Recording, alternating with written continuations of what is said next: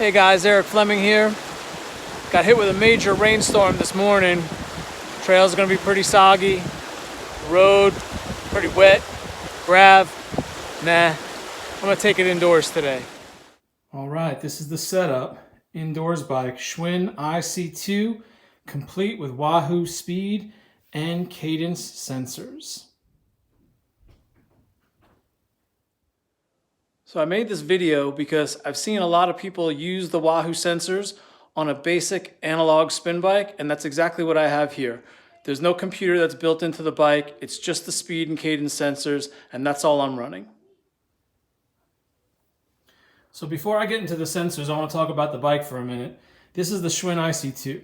This is their entry-level home spin bike. It's not quite gym quality, let's say, but for my purposes, it works just about as good as I can expect it to.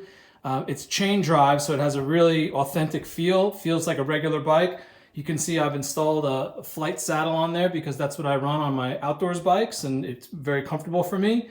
The position, I've dialed it in so it mimics my outdoors bikes as well.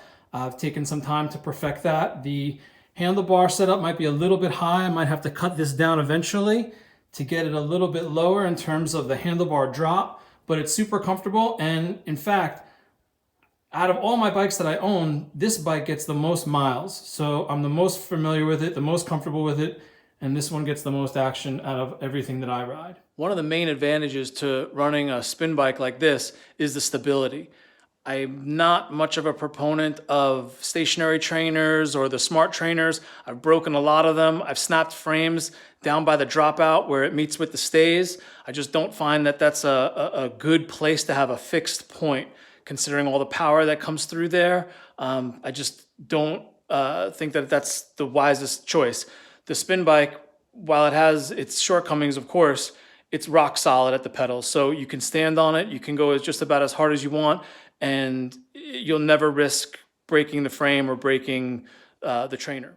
Okay, with regard to the sensors, this is the cadence sensor. You can see it's mounted to the non-drive crank arm. I've got some double face tape and some zip ties there to hold it in place. There's also a rubber sheath that comes from Wahoo. It keeps the sweat off. You can see there's some corrosion on the pedal spindle and on the bottom bracket because I sweat a whole bunch, but it doesn't affect the performance at all. And it stays in place, works great. The speed sensor, I've seen some mounts that have the thing going horizontally. I don't think you need it. I just have this thing double face taped once more to the hub portion of the flywheel, and it works great. It links up right away, no issues whatsoever. So I put this bike together mainly so I could ride some Zwift in the off season, and there are a few shortcomings for Zwift. So the Wahoo sensors, they're not authorized equipment, let's say, for Zwift. So they do limit your power outage. You're going to be limited at 400 watts. So it's a little bit of an issue sometimes when I'm sprinting. If I stay above 400 watts for a number of seconds, I'll get a dropout. I think they do that to keep the competition sort of level and even playing field because, again, it's not authorized equipment, but that's not the purpose of the bike. The purpose of the bike was for fitness, for freshness, a bit of recovery and such, but if you're competitive, obviously this is not the right setup, but for my use, it's perfect. So I got this awesome fan here. I've got this nice gym flooring here that I put in. And then obviously the speed and cadence sensors, and then the bike. I'm sure you have a saddle and some old pedals that you can use. I think all in, I'm probably under $400 for my entire setup, which saves a ton of money versus, say, a Watt bike or the Wahoo bike or a Peloton or something. I really don't see any shortcoming other than, like what I said, the wattage limiter. But again, that's not really the purpose of what I'm doing this for. It's really to get the experience staying fresh indoors. And what I love about the Wahoo sensors is that they're so easy.